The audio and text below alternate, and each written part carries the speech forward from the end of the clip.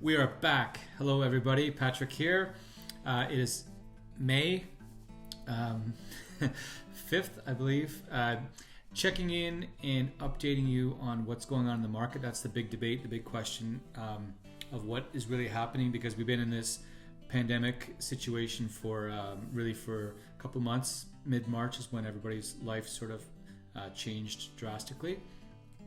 So rather than spew a bunch of numbers at you, I thought it might be interesting to look at 5 pieces of the market that might be the most helpful or the most interesting in terms of the data, and explain what's, the numbers are great and everything, but what do the numbers mean? So I think they look at it a little bit further. So 5 things to help you navigate and make sense of what's going on. First, skewed. Everything is skewed right now because of sales volume. Meaning, when you have in a typical year, if you have or a typical month, you have this many sales, then the outliers or the oddball sales don't have as big of an impact. A larger pond gets less ripples from a stone getting dropped in than a small pond, right? So when you have a place that might have 250 sales in a month go to 60 sales, you can have a few sale prices that skew the big picture of what's going on. So for example, Niagara in April, the total number of sales were down 62%. Niagara on the Lake only had 8 sales in April, which is down 74%. Font Hill down 47%. There was only 12 sales there. Thorold down 63%, 17 sales. Fort Erie, 14 sales, down 80%, 80.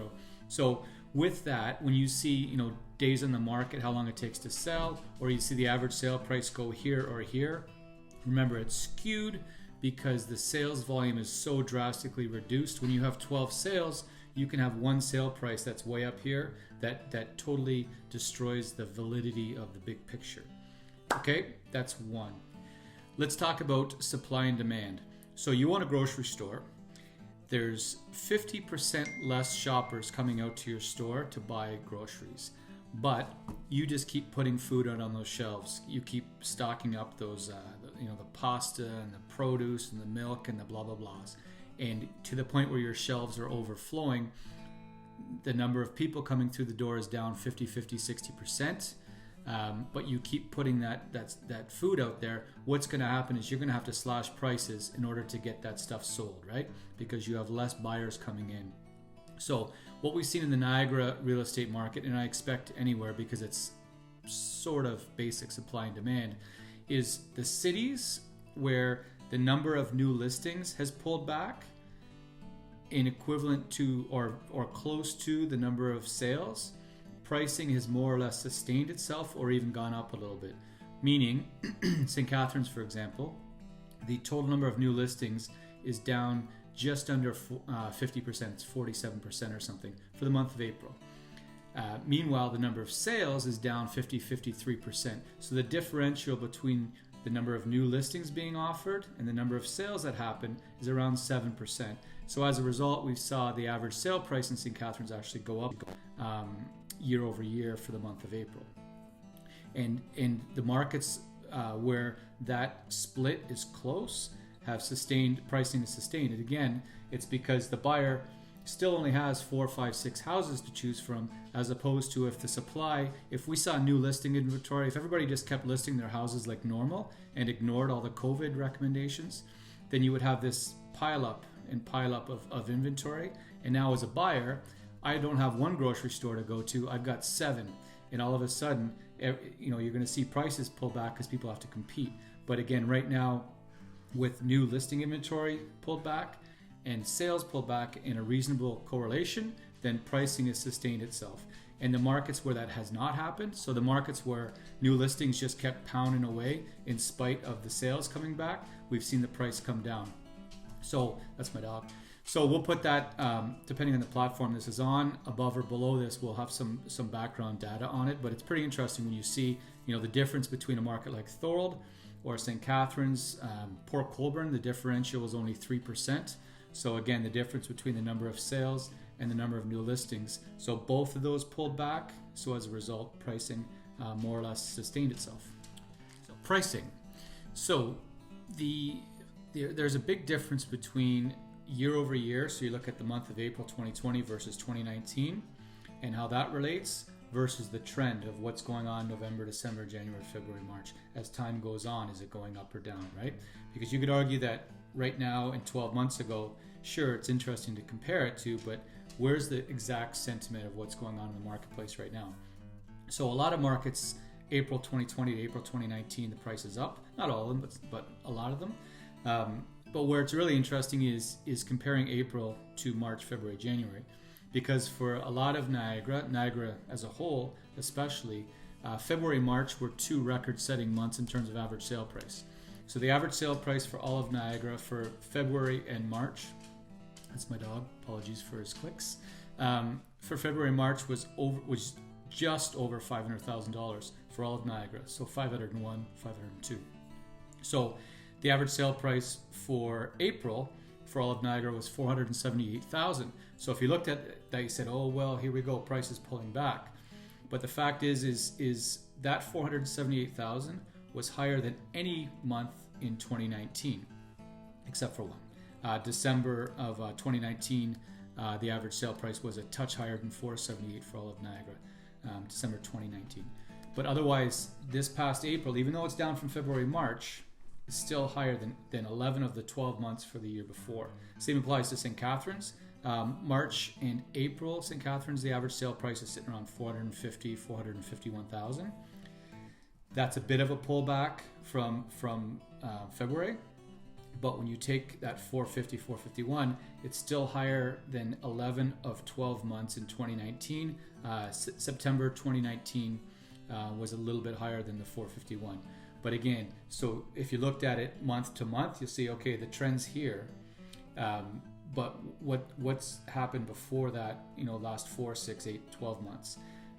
And then that goes back to that first point on this video is skewed, right? When you have less sales volume, the price in a smaller scale time frame can get affected more. When you have a price that might be higher or lower, can pull the numbers in either direction because you have less numbers going into the pot. So again, that's just a thought on year over year versus the trend on what sales price is doing. So the distribution of sales across different price segments is an interesting one. Meaning, how many houses sold between $3 to $350? How many houses sold between $450 and $500,000? How many sold between $600,000 and $700,000? And on and on and on you go. So year to date for all of Niagara as well as St. Catharines, the number one price segment was $500,000 to $600,000. That's where the highest number of sales happened in that price segment. For April, that changed a little bit. So for April, for all of Niagara, the number one price segment was actually $400,000 to $450,000, with $500,000 to $600,000 coming in second. So for St. Catharines, year to date, again, 5 to 6 is number one.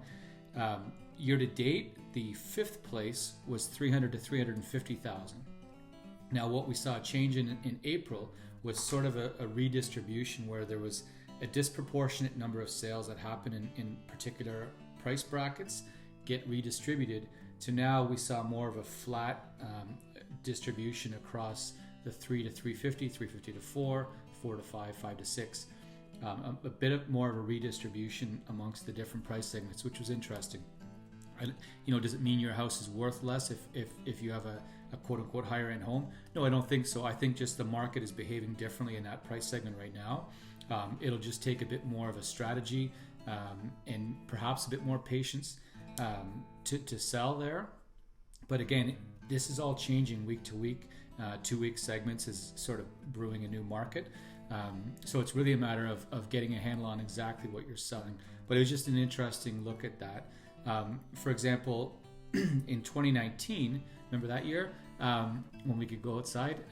The number one price segment sales back then was $350,000 to $450,000. Most sales happened in that $100,000 increment in 2019. And so now we've just seen this redistribution where that price bracket has been squished out. So now we see more sales in the 5 to 600 range, as well as the 3 to 350, 350 to 4. So there's sort of this 3 to 600,000 range in 2020 where the sales distribution is somewhat equal. So this is sort of another flattening of the curve, if you will.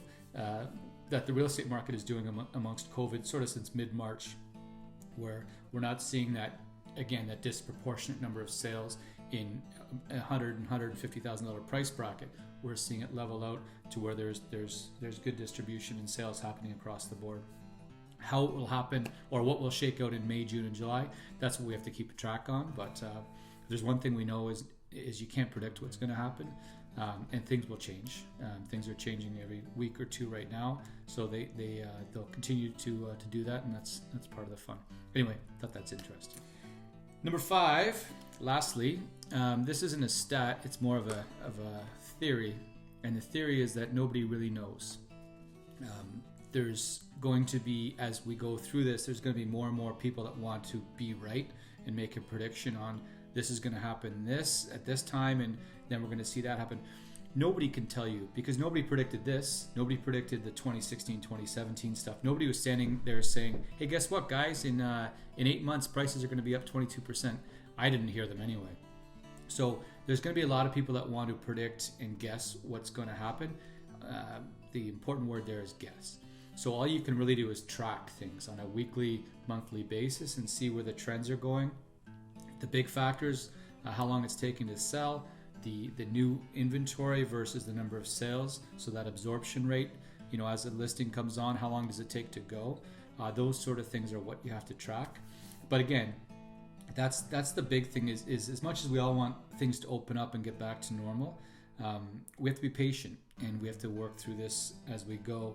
And so with impatience is going to come people's want to predict and say this is going to happen, or oh, this is happening now, that means this is going to happen after. You can't know for sure. So all you can do is arm yourself with what's happening right now, and see if you can see any trends, short-term trends that can help give you some clarity on what's going to happen in the near future. And that's our gig, right? That's all we do, is we keep track of things and try to be in contact with our clients and give them our sort of interpretation and insight into what's going on. But there's one thing we do is we track numbers all the time. It's a huge part of our biz. It's important, and it's sometimes it's fun. So anyway, there is some insight. Above or below this, there's going to be a link out to the COVID market tracker on the McGar site. That's a great spot to go. It's got Niagara region info, and then all kinds of different municipalities, all the way from Beamsville, St. Catharines, Niagara Lake, Thorold, Welland, Font Hill, all the way down to Fort Erie. It has monthly trackers. There's some weekly trackers in there, new listing inventory tracking, all kinds of stuff, really. So if you're a bit of a data nerd, you're going to love it. So yeah, go check that out again. That'll be linked somewhere above or below me. Hopefully this is helpful for you. If you have any questions, you're more than welcome to reach out. This is what we're here for.